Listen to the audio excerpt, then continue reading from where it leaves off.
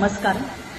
व्यासपीठावरील दिग्गज पदाधिकारी, अधिकारी वर्ग, त्याचबरोबर समोर बसलेले सर्व सन्माननीय ज्ञानीजन, आजचे उत्सव मूर्ती माननीय श्री सुजित जगताप सर यांची मी विद्यार्थिनी आणि आमचे अतिशय लाडके असे जगताप सर यांच्याबद्दलच्या आठवणी सांगताना मला सर्वात प्रथम इथे आठवते ते म्हणजे की दासबोधामध्ये समर्थांनी जे सांगितलेलं आहे, जेथे सारासार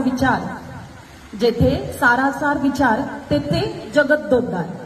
जगाचा उद्धार करायची क्षमता गुरुमध्ये जी असते तर त्याचं एक लक्षण म्हणजे तिथे सारासार विचार असायला हवा.